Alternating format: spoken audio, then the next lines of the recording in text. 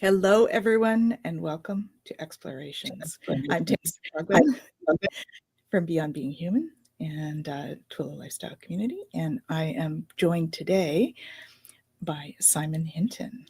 Hello, Simon. How are you? Good evening from Ibiza, Tanys. I'm very well, thank you. Awesome. As you said, it's been a powerful day today. Lots of strong energies across the globe as the awakening gathers even more pace. When we think Indeed. it comes faster, it gets even faster. But I'm good. I'm really good, thank you. Excellent. So I'm excited to be doing this little prelude to our panel discussion next week. So we have a panel discussion as well with Beyond Being Human. And Simon is one of the panelists, and it is called Beyond the Limits of Healing. And so Simon will be joined by Melissa Sophia Joy and Maureen Edwardson. This is next Wednesday at all the various times, because we've got people all over the world, right? So we've got it going. I'm going to read them just so that people know the accurate time. So February 12th at 11 a.m. Pacific, it's 2 p.m. Eastern, 7 p.m. UK, and 8 p.m. in Spain. So you'll be up late, Simon. Okay, I can handle that. Perfect. Yes, I really look forward to that. Michael from Beyond Being Human is working really hard to put all this together. So great credit to him. He's an absolute workhorse and so dedicated. God bless Michael David, brilliant. And Absolutely. he's got this drive to pull all these different characters together with different experience across the world, sharing our experience of helping people, how we do it, what we can do to help trauma, clear physical issues, mental, emotional, etc. And different things that have happened to us along the way that have accelerated that process and brought us together, actually, because it's like a guiding light that brings all these people together to rise up above the normal 3D existence into really helping and changing and transforming the planet, alchemizing the planet, which is what our job is at this time of great awakening. It's going to be an interesting one. We're here to anchor that light, right? That's what we're here for. Absolutely. So tell me a little bit about you, Simon. How did you get into all this healing? I know you've been doing it for quite a number of years. I have. I mean, it's a long story, so I won't. It's a very long story. The little short version, then. Track it back to different events. I mean, one of the key events for me was in 1987. So that's 38 years ago now. I was in the Great Pyramid in Egypt, and I got an activation, which basically triggered my latent telepathy. Well, I was always very intuitive, but I didn't think I was telepathic, but I sort of became telepathic temporarily. And that just basically opened my eyes to the fact that I'd kind of made the mistake of throwing the baby out with the bathwater. So what I'd done, Tanys, was I threw out, because I was brought up in a very fundamentalist religious background. I rebelled against that, and I threw the spirituality out with religion. In fact, the religion I was an imposition, a patriarchal imposition against my natural flow. But spirituality, of course, is non-linear.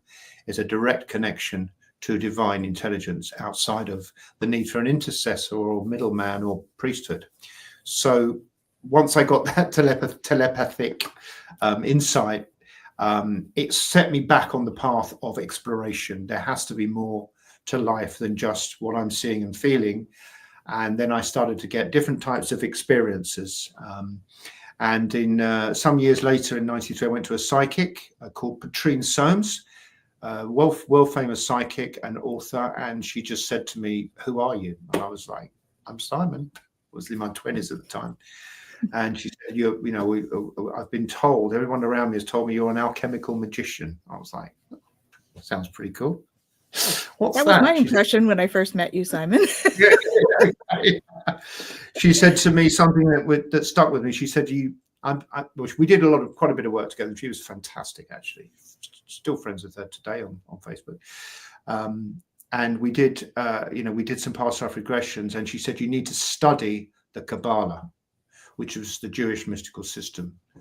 So I did. And shortly after, I joined a magical order, mystery school, and did different degrees and studied the Kabbalah and started basically I picked up things really quickly, started lecturing on magic and mysticism, within a couple of years, actually. I can't believe I did that. But I guess I was activating latent memories from previous incarnations where I've done this work before.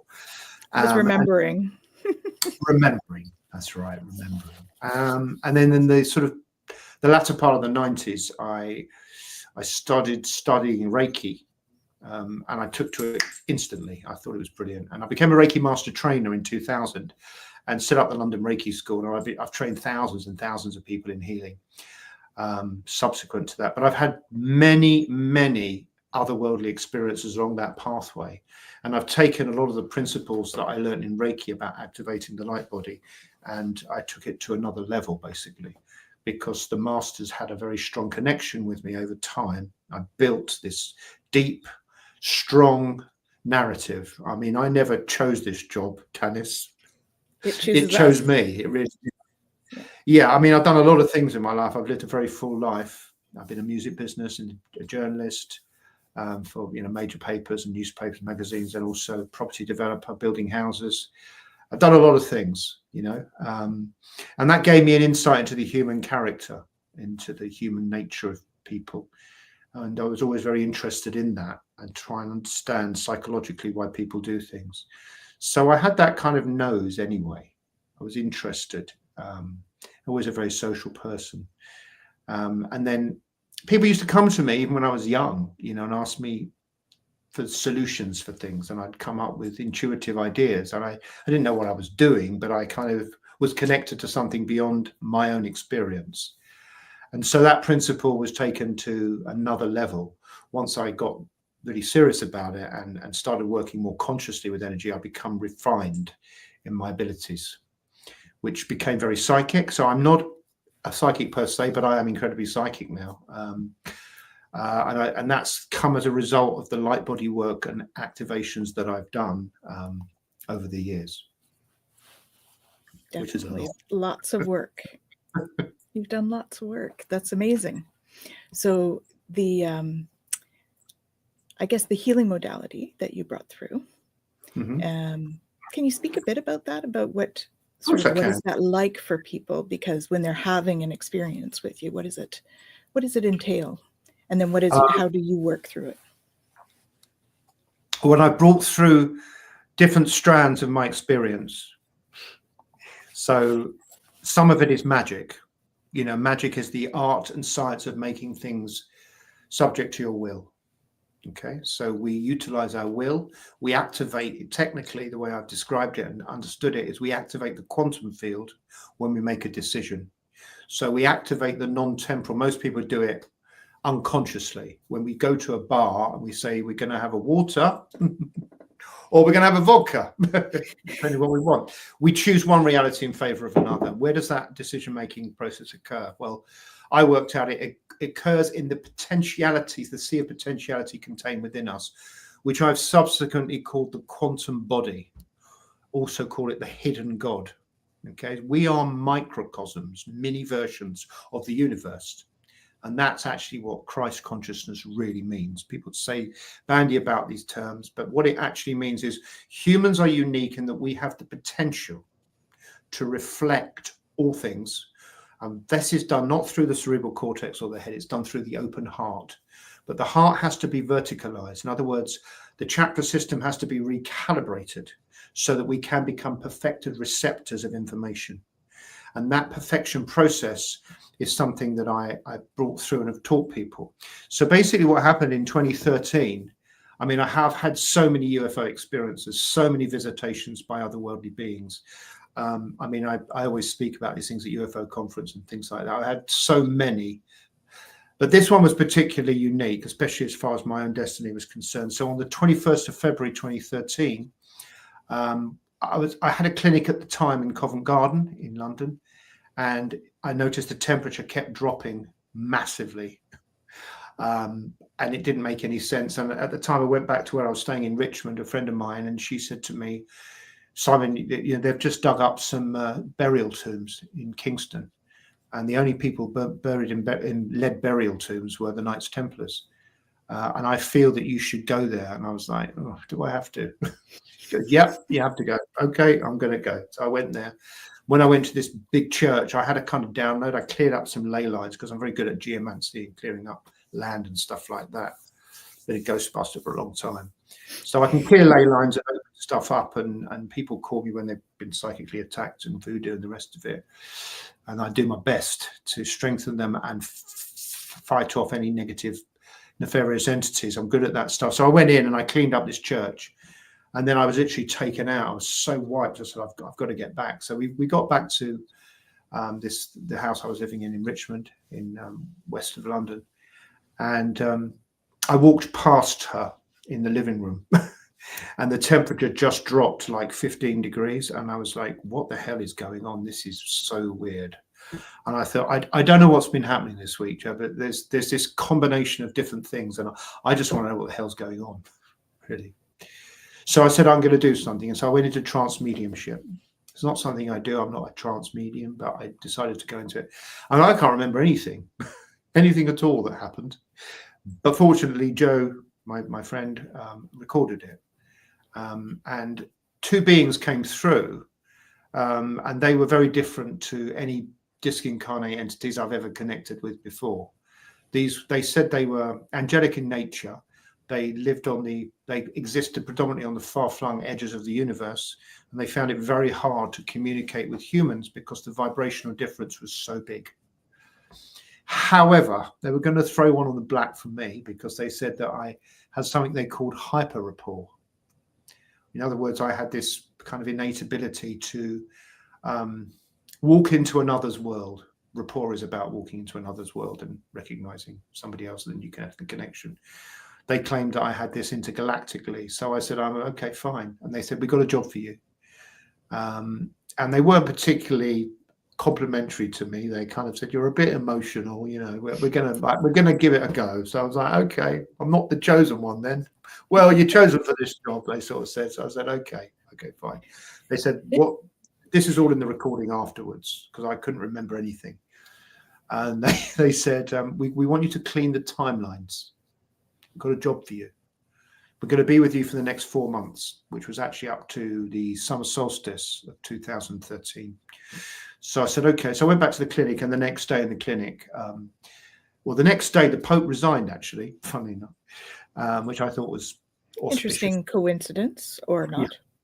Yeah, particularly in light of the fact that what happened subsequently is reincarnated Cathars kept coming into my clinic. Now, Cathars, for those that don't know, were a group of Gnostic Christians that carried the Magdalena teachings hidden and suppressed after Constantine agreed and ratified the Bishop of Nicaea's solution to the growing problem of Christianity. So in the 3rd century, Constantine, the Roman ruler, basically they said, look, what we're going to do, we can't control this Christianity phenomenon. We'll have to do something about it. So what we're going to do is going to put in all these different traditions, paganism and different traditions, and we're going to create a one world religion, just like they want to create a one world government now, right?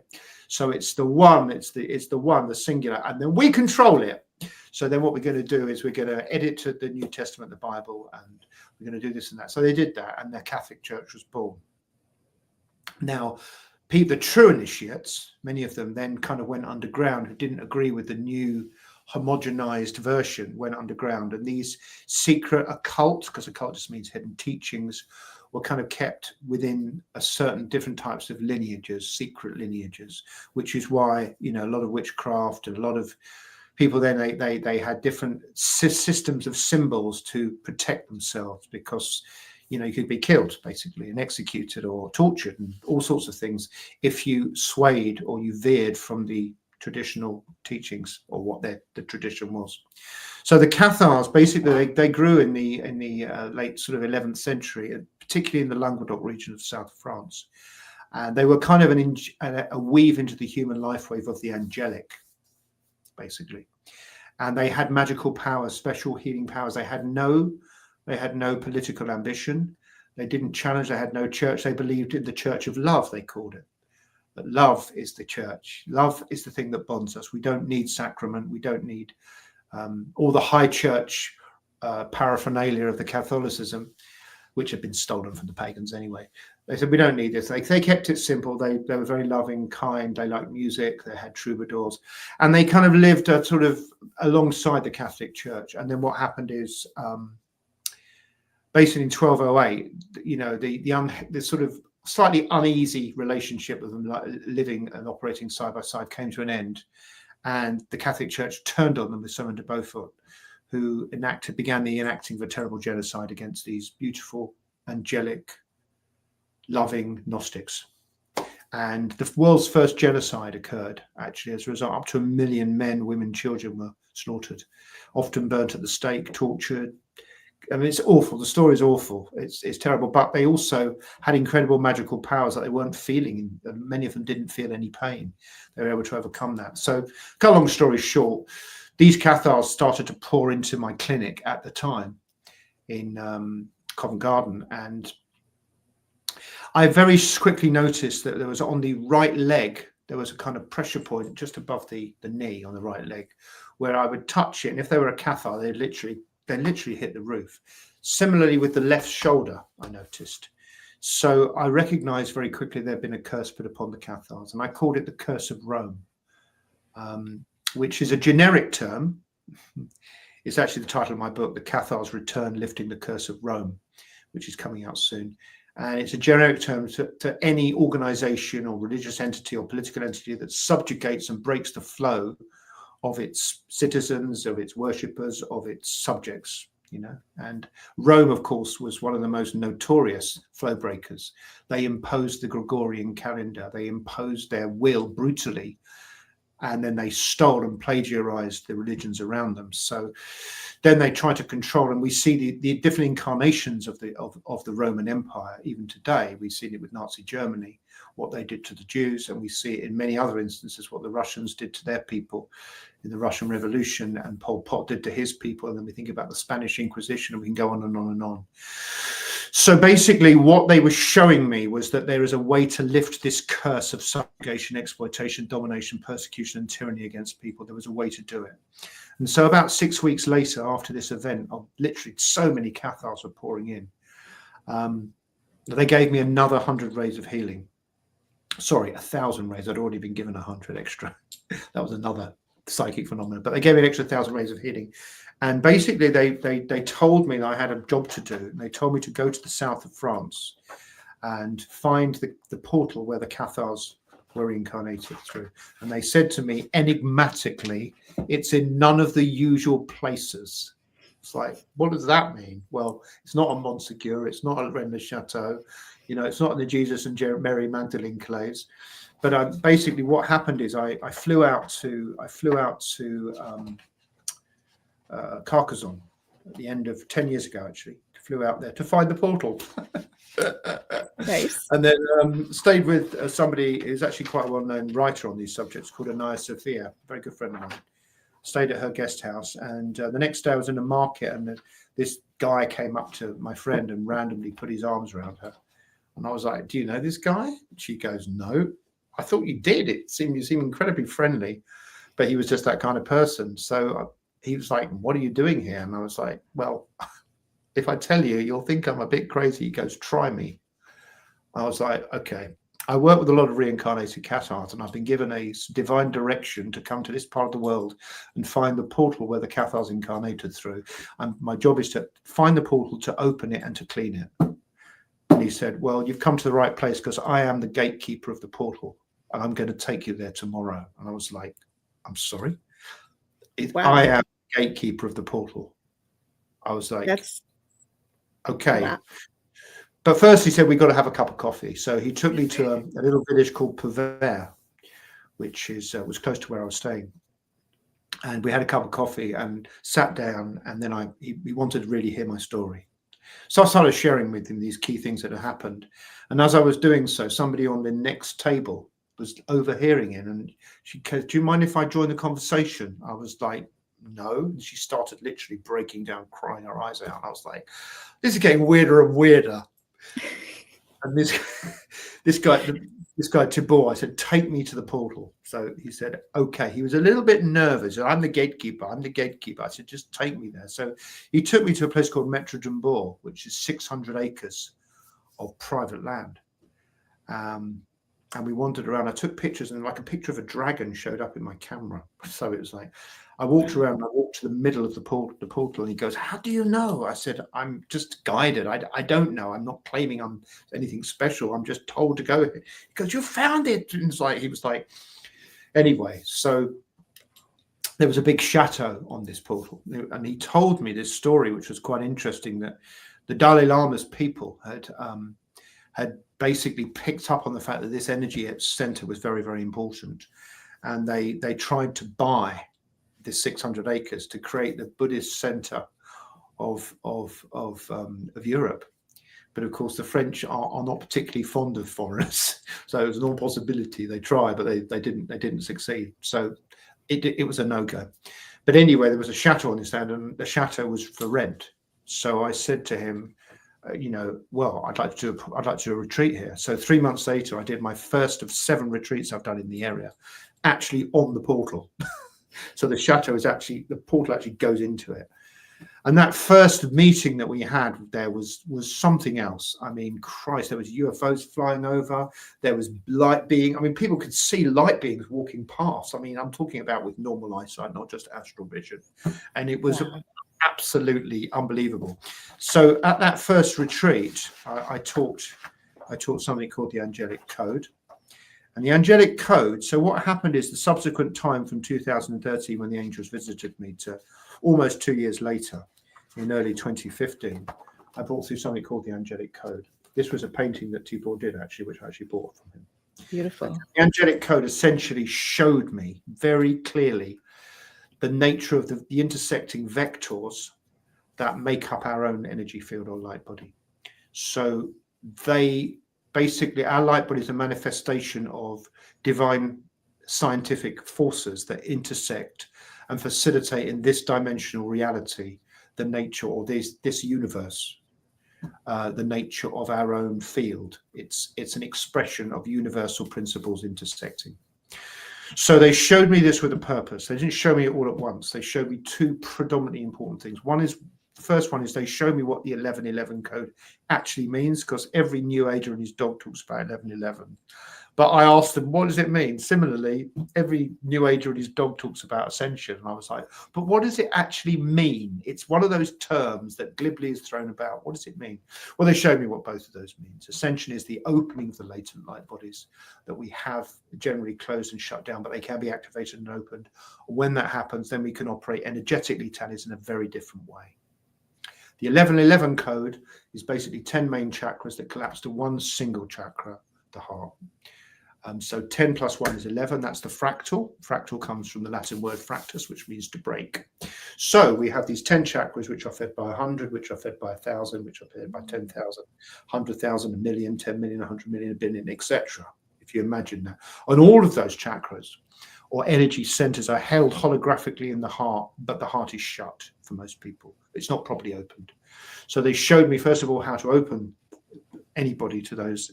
And then furthermore, using the Hebrew letters, they showed me how to connect that to the 12 dimensions and the light bodies.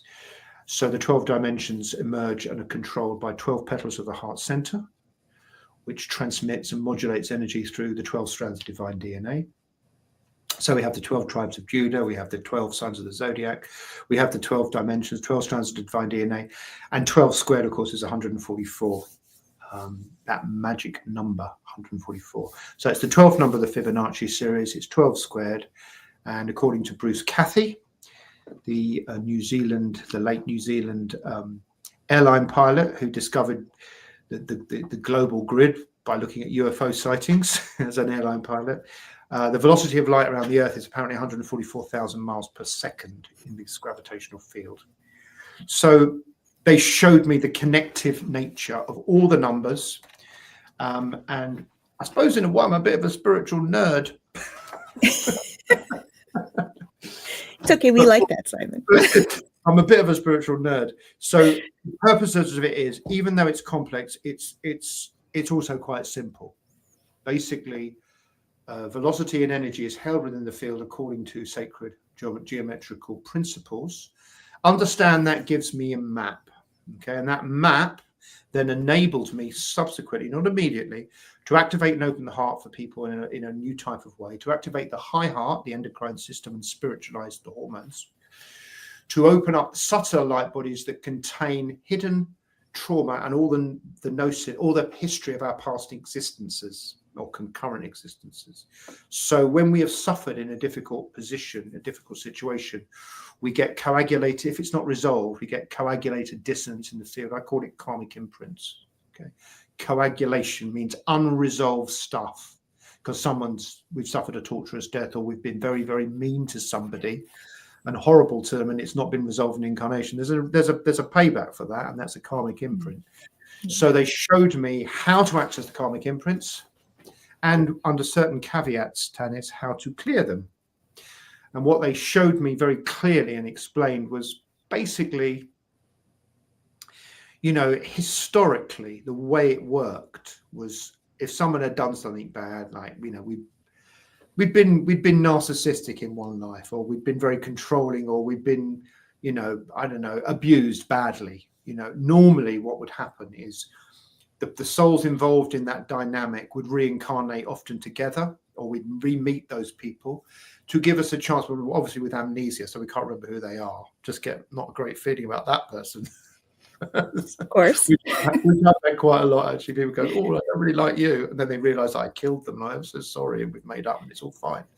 Yeah. So we basically, historically, there'll be subsequent lives that happen, and things would play out, and eventually parity would be achieved and resolution would be reached. Okay. What they said to me, Tanys, is we don't have the luxury for that anymore. Okay, we have to accelerate the process. Humans are on a precipice in many ways. We have a grand awakening. We want to bring in the golden age that the Hopi Indians prophesied. To do that, we have to act quickly. And we don't have the time to have another 1,000 lives to clear all this stuff up. You can do it much more quickly, subject to certain caveats. And the caveats essentially are the person understands, I have to bring through the information so they understand the relevant issue that's created a particular karmic imprint. And furthermore, understand the lesson and then take an oath, if you like, that they were going to do their best, never to go back and make that mistake again, that we're going to be conscious about their previous error, like the feedback, and make amendments. On the back of that, subject to certain masters coming in of the 7 main rays, actually, which are will, love, creativity, art, science, devotion, and alchemy. Those rays, we can bring in the relevant master for each of those rays. And the masters have shifted. Actually, they're different masters overlay each ray now, some of them anyway. And then I bring them in, and then they will, under those caveats, they will clear the karmic imprint. So that's just one thing that they showed me among many others. They then taught me how to bring it into, they then wanted me to create a healing system based around these teachings. So the subsequent years, I brought in Harmonic Resonance Healing, which is the Angelic Code in action. So it is the Angelic Code, the nature of how our light body is set up, but there's also a healing system with symbols, which I attune people to. Here's one for the base chakra, for example. There's lots of symbols for the heart, for example. There's one, the quantum egg.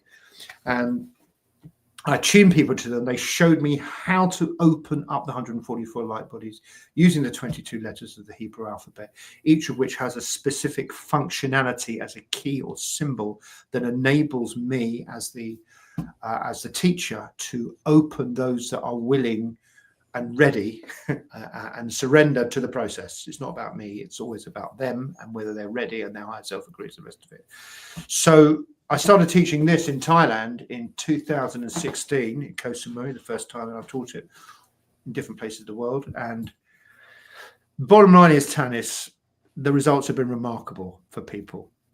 Awesome. So that demonstrates the validity of it. It really can transform us physically, emotionally, mentally. In this great awakening, it's all grist to the mill. So so these kind of connections I've had with higher beings have helped me bring through these different types of systems of teaching. So I build upon things like Reiki, like Karuna Reiki, like Usui Reiki, some of the principles of that, how you open the light body with the serpent fire, how you activate using the Tibetan Daikumyo, for example, the light body. And then they've shown me other things to open up the monadic connection, that is beyond the crown, the monadic, the greater light body, where we share chakras with others in our soul group, how to cleanse and purify that as well. That's powerful. Powerful stuff. Yeah. So sorry if I've gone off on one. No, it's all good. I warned you, don't get me started, because I know. and the story is a big story, I can assure you. It's a massive story. Well, it's important, right? It's important. Yeah, it's sometimes I think, oh my God, I can't believe this all happened to me. It's so weird. How can, but I mean, when I first was doing this kind of work, back in the day, people would say, oh, you're crazy, and I guess I was a bit crazy. But now, of course, there's many more people who are open to the idea that we're more than the cerebral cortex of interpretation and projection and division, that actually through the heart we can rise up and become true conduits of the infinite intelligence, wisdom and peace and love of space-time, of beyond space-time. And activating the quantum field, which is a key element to what I teach, the inner quantum body, means that we can activate our own hidden God. Because we are microcosms of God, or Godhead, or Goddess, or whatever you want to call the non-temporal. We are all expressions of that, but most of us just shut down, right? So it's latent. We have the potential, like an acorn has a potential to become all the future forests of oak trees, but it's not, it's an acorn. So the quantum body is like the acorn. It's the potentiality that we create, the seed of possibility. How do we access that seed of possibility? How do we access it effectively to create better, more enhanced, healthier realities? Well, that's what I teach people. That's what I teach people, how to activate their hidden God. Beautiful. That's a huge body of knowledge right there. One question that I had related to all of that, that jumped out. I mean, I'm sure there's many questions that we could go into, but you mentioned the 1,000 rays, and then spoke about the basic 7. So how would you explain the 1,000 rays to those that are watching? Well, in 2001, I worked with somebody called Dr. Anthony, and I was in a hamlet near Reading, which is just West England, with a few of her students. She's a very powerful teacher, was trained by Credo Mutwa, head of the Zulu tribe. And she was the most powerful teacher I'd ever met, because I was always looking for good teachers. I couldn't find anybody really. I mean, I just did my own stuff because I couldn't find anyone really of that. I found a few, don't get me wrong, but I had to search hard. People actually knew what they were doing. She did. So Sanat Kumara, head of the rays, the Galactic Logos, came through her on this particular day in August 2001. And when he came through her, he touched me, and literally light started pouring from her hands, not astral light. This was like laser beams, real like laser beams. And Sanat Kumara gave me some information about my past lives, and then said, we're going to give you some extra healing power. And I was like, more. And he kept going like this through her, and she kept powering these rays into me. And I was like, more, I want more. I was like so hungry for it. And it literally transformed my healing abilities. Unbelievable. This was 2001. The same happened on a grander scale in April 2013, after these angels had visited me. These extra 1,000 rays are basically, so the way I would describe it is this: there are 7 primordial rays that emerge from the white light of source. There's the colorless ray, which is the infinite Paranatman light of Ein, Ein Sof, and Ein Sofer. That then becomes the white light of the supernal triad on the Jewish mystical system. And then that refracts kaleidoscopically into the 7 primordial rays, which are will, love, creativity, art, science, devotion, alchemy, right? And then they come in a raw form. And they also come in a steps down form. Because, like when Moses was with God, God said, if you look at me, you'll die, because the infinite brilliance is too much for the human vehicle, right? So you have to be upgraded by stealth. Otherwise you burn out, right? This is a fact. Yeah. study any esoteric traditions, a lot of people invoke Metatron back in the day, literally burnt out. So if you go into the gym for the first time, you have to lift lighter weights before you do the big one. It has to be by stealth. So these 1,000 rays are advanced, more intense versions of the primordial ray. Well, they're an aspect. The primordial ray is an aspect of it. They're all part of the same harmonics, but it's a refined aspect that gives greater ability to the recipient when that recipient is ready. So we have to do our own stuff. We have to clean up our mind, clean up our trauma, clean up our patterns to be a requisite vessel for these. So the cleanup process can involve a number of different things. These 1,000 rays came through, and then with the 144 light bodies, there was 1,000 rays. Each of the petals of the crown chakra acted as one prism of one of those rays, basically, of the Sahasrara.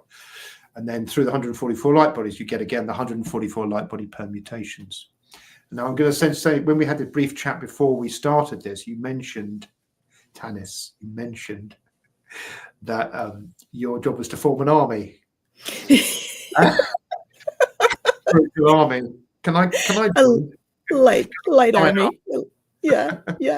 So anyway, that was something that they were explaining to me, like a microcosm of the great macrocosm. So we can create a light body with 144,000 members. So in Revelation, they talk about 144,000 chosen ones. Those numbers and harmonics are important, because it's the idea that when a certain number of people hold a certain energy, that energy is magnified to a certain intensity, and that intensity is sufficient tipping point to shift the global paradigm. So Greg Braden talks about the square root of 1% of the population. If they're fully aligned in ritual, that's enough. It's like a rudder, basically, a rudder to change the big ship. The rudder's quite small, but if it's sufficiently focused, it can change the direction of the ship. So all of these things are part of a symbiotic flow of harmonics. So I call my system, they called it Harmonic Resonance Healing. And that was named after Bruce Cathy, who I mentioned earlier, the harmonic resonance points he noticed where UFOs would enter the Earth's astral ambience were intersected points in a grid around the planet. And we have that same grid in our own body. So the harmonic resonance points that they showed me are the intersection of those vectors and various light bodies where critical mass points build up. They showed me why the difference between the dimensions, what it actually means. And then they linked it completely with the Hebrew letters. So I have a very strong system. It's powerful. It's incredibly precise and concise.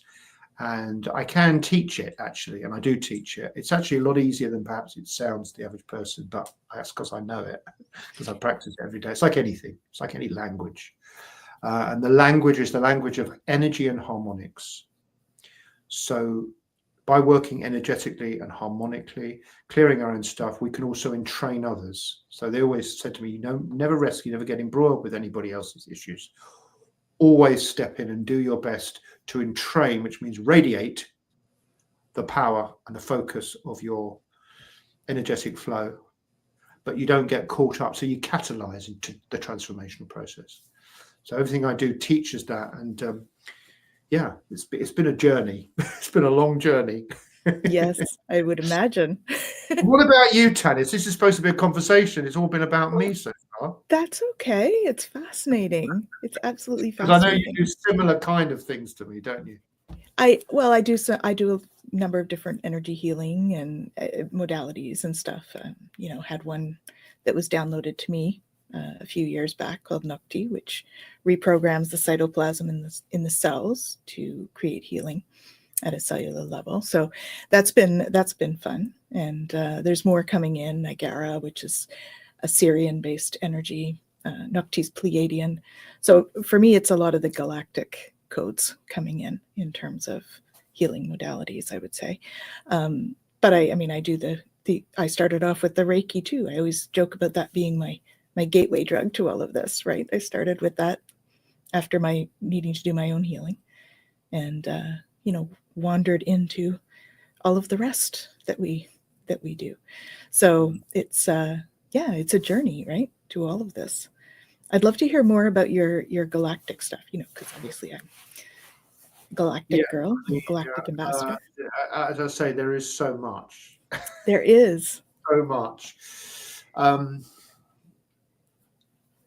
So I work with 6 beings in particular from Zeta Reticuli, which is the star system, about 30 light years from the planet. It's the home of what we know as the Greys. Now, the Greys have got a bit of a bad name in some areas, but it's a bit like saying I work with humans. I mean, who do you work with? Do you work with Ted Bundy, Bill Clinton, or do you work with Babaji? It's like who? It's like it's the same with the Greys, right? Yes. The Greys are the same, and they're reconnected with me very strongly. I mean, I have worked with them since the 90s, actually, because I was part of a lodge called the Lamal Lodge when I was part of the Typhonian OTO. We worked with the head of the Greys called Lam, Amalantra 729.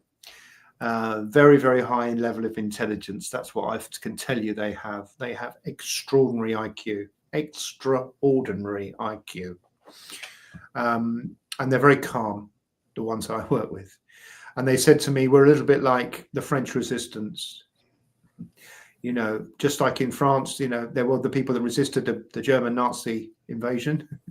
Okay, we're like that. They said, we don't want to happen to your planet what happened to ours, which is the overrunning of the reptilian controlling entities, the reptilian humanoids. And the reptilian brain is service to self. So, I mean, sometimes it can be useful to have a little bit of reptilian to be tough, but because that's the will. But when it's the will service to the greater good, that's different. But when it's just purely selfish, which it is that there's no empathy. There's no empathy, there's no kindness, there's no compassion. It is just out for ourselves. And we look at the governments and the psychopaths that run the world. A lot of the government leaders are psycho.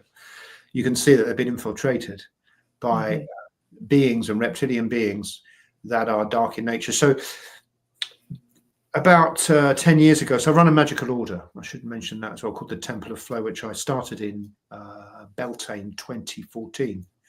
So we do a lot of geomancy work. I mentioned the south of France because I found the portal there. We've also discovered the greater heart of London and the mini heart, the black sun, if you like, of London, which is the inner wheel of the Merkaba, which has a manifestation on the earth and in London. So we work those points in a 12-year healing project. I call it Healing for Just Ask. I put a lot of stuff out there. People get help. We do rituals together and we combine our focus. Now, about 9-10 years ago, I was visited by these Greys. And they came in very strongly to me. I mean, very strongly. And they offered me something. They said, because I've been visited, I should mention, I have been visited by dark Greys as well. I mean, when I was in Marbella in 2000, 25 years ago, I had 2 very dark aliens visit me in the daytime. I saw them clearly in the park, tried to recruit me. And I wouldn't go there because I just knew it was nefarious. These beings are not like that. They're benevolent, they're highly intelligent, and they want to help. So they come in when I do my psychic surgery. So no one taught me psychic surgery. Like yourself, Tanys, I started off, although I was an occultist before I studied Reiki, I did Reiki, and that really catalyzed my healing abilities. And I've taught all my children, my 2 daughters, they're both Reiki master trainers, 24 and 20. They're both amazing. And my son is Reiki too. So it's a very simple, really safe system to learn. But obviously, as I got better and better at it, I was able to do more complex, more dangerous things, like psychic surgery. So I've been a psychic surgery for quite a long time now. The Greys come in and they work through me, and they show me how to pull stuff out of people and how to clear hooks and cords and imprints and trauma and fragmentation. One of the key things I do teach, I think I should mention this actually, is something called verticality, which is the backbone, one of the key components of what I do. And this is galactic because it's the key to ascension is the recalibration of the energy field from its fragmented, splintered nature. And so the Buddha taught non-attachment is the key to mastery. Okay, it's very hard to be non-attached if your field is fragmented and broken, which most people on the planet it is. Mm-hmm. So I can shift people back into vertical chakra alignment. by training them. Okay, that's the easy bit. They then have to learn how to maintain that, and I share with them key teachings of how to maintain alignment. A lot of it is to do with getting out in nature. We are being bombarded with 2G, 3G, 4G, 5G, Wi-Fi, electronic devices, satellite devices, the rest of it, you know, and it does have an impact on the human light body. For some people, that impact is detrimental. I've helped people with the most extreme fibromyalgia and chronic fatigue syndrome recover. And it's, you know, it's these devices, you know, these devices can give out a field. But I have things on there that actually hone the freneticism of dirty EMFs, electromagnetic fields. So verticality is when the chakras are all aligned to source, so that we connect our energy, not geocentrically from people, places, outcomes, things, but direct connection through the heart center, gnostically, to personal power as an expression of the divine. And when we can do that and maintain that, then when it goes wrong around us, when there's difficulties, we can track a path of equilibrium, equipoise through those fragmentations out there. And what I teach basically is the path of mastery. This all has come through the galactics. So I work with Sanat Kumara, I work with Lord Melchizedek. I spent a lot of time on Arcturus. They're the ones that I've done the etheric surgery with. The Arcturians come in for me.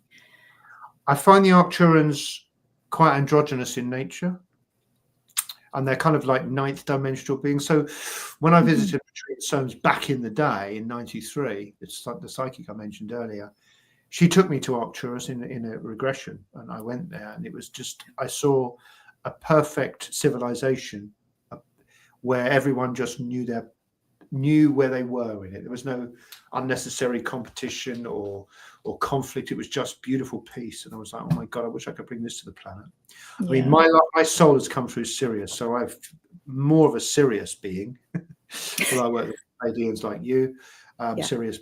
So we're very magical and technological, which is my kind of nature, scientific, which is my nature.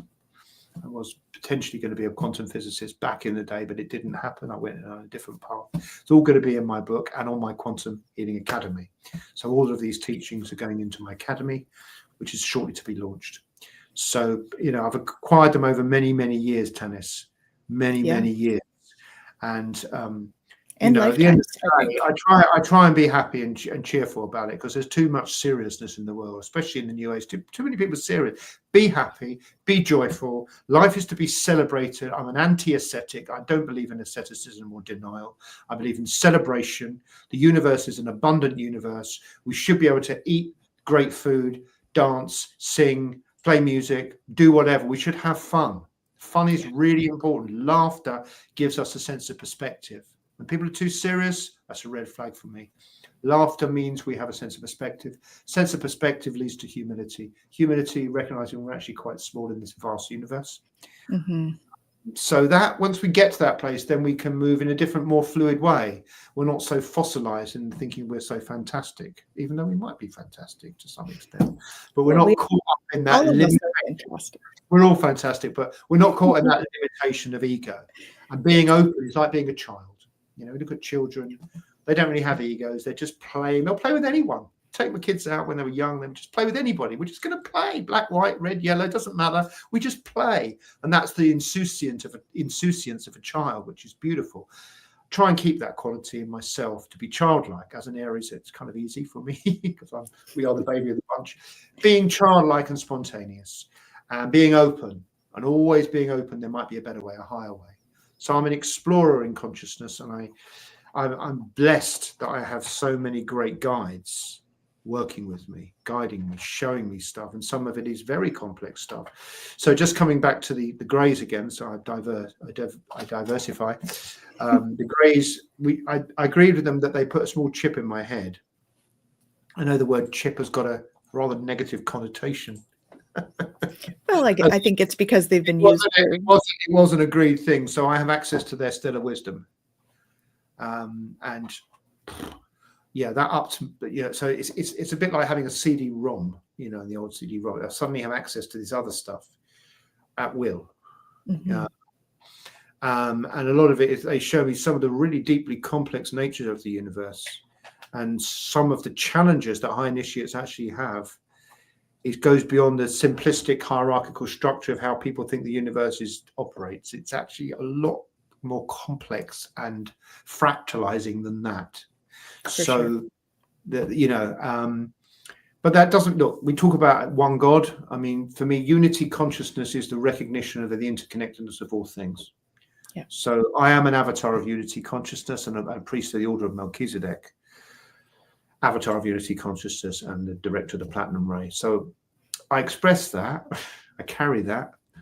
But paradoxically, I also champion individuality and sovereign status. So within this grand panorama, this grand continuum of consciousness, we also have our own distinct and unique individuality that emerges. So we all have our own orbits, our own stellar orbits. Every man, every woman is a star. Every number is infinite. There is no difference. So it's getting people to rise up and claim their power and transcend the groupthink. At the same time, recognize that they live in a hologram and everything they do and say has an implication on everything else. So it's to understand that paradox and work with it. Yeah. And that is an overarching concept, isn't it? One that is difficult for us to comprehend, I think, in our physical bodies in general. I think many people are not in that state of understanding or able to bring that through. So I think it's wonderful that you teach others to do this. It's a gift that you're giving to the world. So, I thank you for that. Well, thank you. It's a gift I've been given. But the thing about it is, Tanys, the reason that people have difficulty is because we operate through the cerebral cortex mainly, which is division. So things are viewed in terms of what they are not. So with the white sun, for example, they shine something on it. If it shows you green, it's showing the absence of red. So it's like a Polaroid, and so it's the heart center that is the seat of Gnostic awareness, opening the heart. And that has two factors. One, it can reflect all aspects of the universe, but it has another aspect, which they showed me. So with the power of kinesthesia, which is love, feeling, we can feel our way into the quantum body or hidden God. So as well as reflecting everything, we can also co-create as gods. So it really changes the dynamic of there's God and where's little old us. Well, we're extensions of that infinite spirit, and little old us can also maximize and grow and expand our abilities to be perfected extensions of Brahma, little old us. So we do that through the heart center, and we move away from the limiting beliefs and division and nature of polarity, which is the hallmark of simplistic human existence, 3D beast-like existence. So people talk about the B666, for example. I can explain that if you want. So Please. 6 carbon atom. 6 is the carbon atom. Okay. Number 6 in the periodic table. And what's unique about the carbon atom is its shape is like a hexagram. So from that, complex proteins can be built. Okay. And that's what the basis of organic life is. But it's still beast-like. It's the beast of the field, that organic sentience. And then you get the 777, which is the lightning flash of Hadit. So if you do a 7 on a 7 on 7, it's the lightning flash of the aha moment, the awakening, the activation, like I had in Egypt way back in 87.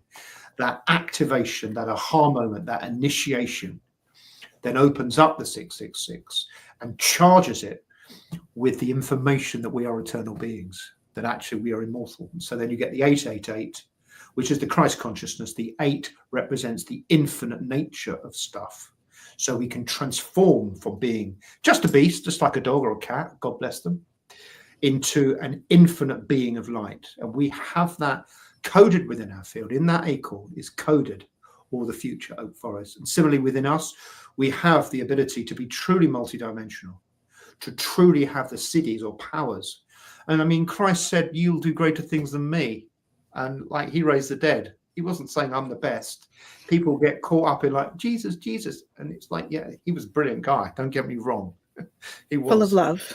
Full of love and an expression of something much greater, actually. The grand Christa Sophia energies are the Mary Magdalene and the Yeshua energies. They weren't avatars in this form, but actually in the grand form, there is the Sophia energy and the Christa, the infinite patriarchal and the infinite matriarchal. And those two infinities come together, and when they join in harmonic sacred union, they produce the third thing, which is the arc of grace from the hieros gammas. I was writing about this stuff many years ago. I used to use the pantheon, the Egyptian pantheon. New Eden had it. The infinite circle and the center of the circle is everywhere, the omniscient point. They come together and they create the twin flame. The Rahu Kuit, or the Horpar Krat, the initiated human, can emerge from that. So we have this great potentiality when we activate our inner power, our inner twin flame, our hieros gammas, the two kundalinis going like this together, and they create a third principle, which is the tri-wave or the scalar wave. It has no direction or time or space, but it has a power to neutralize, collapse, dissolve, and fully ameliorate all trauma, all karma, all suffering. That's what I'm working with. Beautiful. So something interesting happened yesterday. You mentioned the 888. Mm-hmm. We actually had a solar flare. There was an M 8.88. Oh, really? We did. So when you brought that up, I kind of got a ping. I was like, oh, okay. So we had some interesting downloads in the last 24, 48 hours. Yeah. What sense do you get from that? What my sense is the solar flares are absolutely key to the changes that are going on at the moment. They're affecting the light body. So people go on about climate change and it's caused by man. It's nonsense. It's not caused by humans. Doesn't mean to say we shouldn't keep the planet clean and non-pollutant, but it's not caused by CO2. I was in that world. Yeah. I really was. It's not caused by CO2. The planet is going through climatic change. Like it has done for millions of years. I mean, and the solar flares, I think, are axiomatic in that change. So they trigger and facilitate and catalyze awakenings. And the way I see it, it's like Pandora's box. People go, why is the world in such a mess? We've got all this technology. Everything's great now. It's like Pandora's box has been opened. Yeah. And Pandora's box, in the original Greek legend is, all the ills come out. But don't open the box. Well, our light body's been opened. And so the rapid opening and acceleration of that awakening means that things that shouldn't be in the light body no longer need to be in there, because as we open, we become less dense. And so things that have coagulated in us get free. Now, obviously, with my system, I can do this on a controlled system and a controlled and safe way. I can give them guidance of what's going on. But out there in the world, other people have been no training, no mystery school training, no spiritual disciplines or training. Suddenly their life goes into an absolute vortex of chaos and they don't know what the hell to do. And that's just the solar flares and other astrological influences in combination, facilitating the release of the trauma and the unresolved dissonance in their field, in my opinion. Yeah, and I think with all the added light coming in, right, all of the density, which is that energy that we've pushed down. I'm just saying this in a slightly different way than what you just said, I think. But we push all of that density down, all those emotions that we didn't allow ourselves to express, all the feelings that we were told were not appropriate or whatever, right? We've pushed it all down. And so with the light coming in, it really just, there's no more room for that density anymore.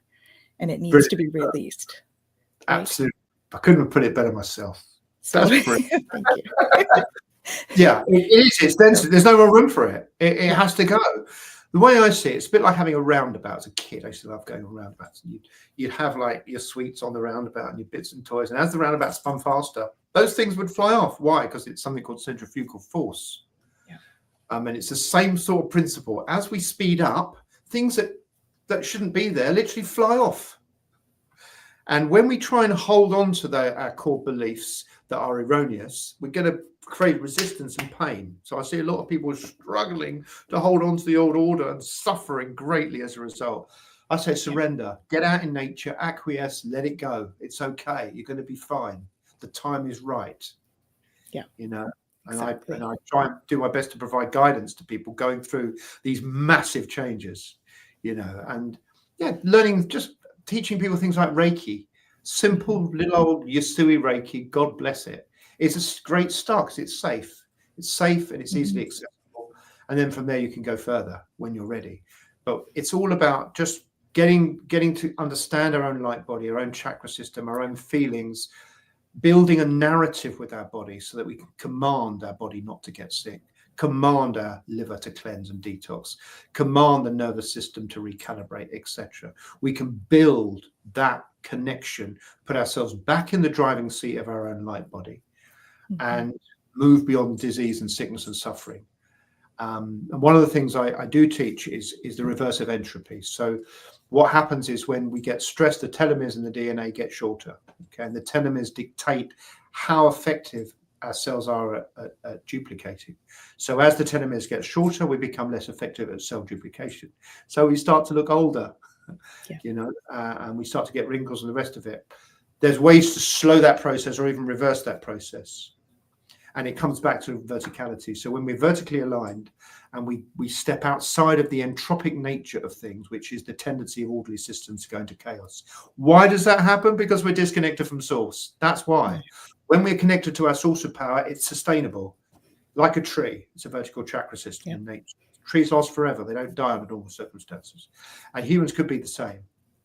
So, it's rebuilding our light body, rebuilding our field, rebuilding our organs. All of it's possible. All of it's possible.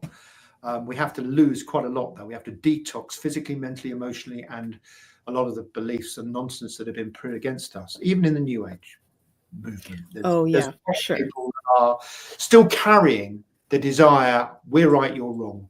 I'm better than you. This is the only way, and all that stuff. Well, there's many ways to skin a cat, as they say. There's many roads. All roads lead to Rome eventually. So, it doesn't matter which path. The most important thing is you do what's right, feels right for you. And I always encourage people, Tanys, to trust their own intuition, to develop a relationship with their own intuition. Absolutely. Listen to that, learn from that, and do your best to obey it. Because if you do, you'll get the right things coming to you. If something doesn't feel right, don't do it. Don't be persuaded or cajoled by somebody else into doing something you don't feel good about. Don't do it. Yeah, it's not worth it, right? Yeah. And it's true. There are many ways. Like there really is no right or wrong in general. Mm-hmm. It really is. Is it right for me? Mm. Is it right for those around me? Right? Yes, if we have personal compassion and empathy for those around us, then making decisions out of love instead of fear is easier, right?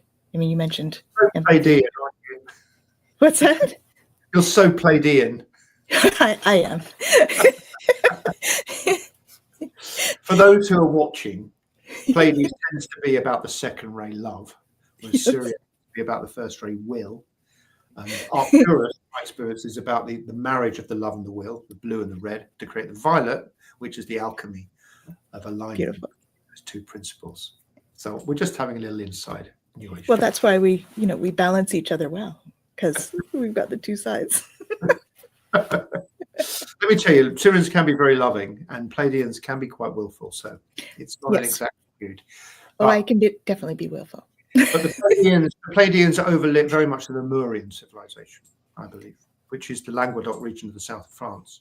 Whereas where I live now is a remnant of Atlantis. So I live in Ibiza, and it's very linked to Sirius, which was very much overlighting Atlantis and also Egypt.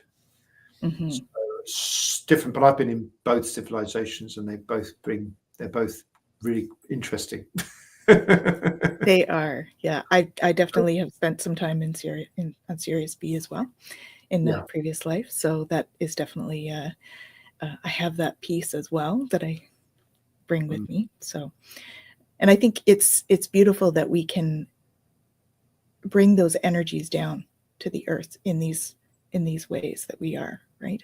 In terms of embodying some of the characteristics and having that relationship with our guides that are from those specific planets, help us to remember those aspects of self that we can embody here and bring to the planet in that way. Absolutely. And in the title Beyond Being Human, good old Mike David. Yes. Another plug. Good old Mike. Great title by Beyond Being Human. I've shared with you that anyone can do what I do. right? I mean, I remember as a kid thinking, how can people be psychic? Can't be real, but now I am. How? Well, it's development. It's like anything you can develop. Anyone can do it. I've just been doing it a bit longer than most of you. And that doesn't make me better. It just means I've done it a bit longer. That's all. The more you do something, if you're dedicated and you really want transformation and you're willing to make sometimes difficult decisions in the short term in favor of true authenticity and heart-centered sovereignty, you will reap the rewards. Maybe not immediately, but you will reap the rewards and you'll transform into a better kind of human. And that's what I teach people. I'm trying to help people be I know it sounds a bit glib, a bit of a cliche, but be the best version of themselves. And the best version of themselves is much more than anyone pretty much always can ever envisage, because it really is so incredible what our potential is. As I say again, Christ said, you will do greater things than me. And he was, in my opinion, he was somebody who had DNA activation, was an expression, an avatar of divine power, and therefore was able to do things outside of the ordinary nature of what people considered acceptable.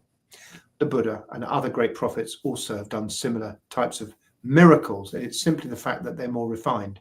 So basically, we are a transmitter receptor system, just like a phone, right? And I had one of the first phones way back in the 80s, back in the day when I had a big. They've come on quite a bit since. They've come from like this size down to. Yeah, absolutely. So think about that principle. We can upgrade. I just did an upgrade today on my phone. The operating system gets upgraded. The applications get upgraded. Well, you can get upgraded too. And that just means a refining of your true nature, an activation of your chakras in a unique way, a moving beyond the limitations of previous programs and starting to really open. And they showed me something in 1998, because I asked what the word of the age was, Tanys, because as a magician, you're supposed to, in occult law, utter a word that summarizes and encapsulates the nature or the formula of an age. They told me that word was open. So I ran down to Foyle's, which is a big bookshop in London, got myself a Greek Attic dictionary, looked at different words for open. And the one that resonated was the definition was of space as opposed to shut in. And that word was katharos. Katharos. 15 years later, when the angels visited me in 2013, and I started coming into contact with the cathars, I checked them out and I was shocked to find the etymological root of the word cathar is katharos. So, oh my God, I was like, oh my God, I can't believe that. It means the pure ones or open, pure and open. So the formula of this age is to open our light bodies. And in that process of opening, as we discussed earlier, the nature of opening will become less dense. So we purify. Ipsos agape open, ipsos katharos. We purify, open, we cleanse, we release things that are not supposed to be there as we become the oak tree. We move from the acorn status of potentiality into our true potential as expressions of divine. Beautifully said. Well, I can't believe it's been over an hour. Oh, it passed quickly. What's time when you're in the quantum field, hey? It's true. I have a hard time with time. Time is like a human construct. So, yeah. But don't get me started on time. That's another whole show. We'll do another show. So it's lovely to talk to you, Tanys, and I really appreciate you giving me some time. And of course, I appreciate Michael David for organising everything, and to remind everybody, this is like a little precursor. It is. To an exciting panel on February the 12th, 8 p.m. I believe, 8 p.m. Spanish time, 7 p.m. English time, 2 p.m. I believe, or 1 p.m. Anyway, I think it's 1 p.m. Eastern Standard Time. Yep. Okay. We'll put all the stuff out there, and it's going to be an interesting panel. We've got Melissa, Sophia, Joy, you're on it, Tanys, Michael, a few others. Interesting people, done a lot of this work, and got different experiences to bring to the table. If you're interested in being the best version of yourself, transforming the rest of it, you know where we are. My stuff is going soon with the Great Life Toolkit, the Quantum Academy. If anyone's interested, hit me up and I'll explain what we're doing. Beautiful. So thank you so much. It's been such an honor speaking with you today. And I look forward to the panel and more discussion. Yes, so thank you so much for putting it all together. And see you on the 12th. It's going to be fun. Absolutely. See you then. Have a great day.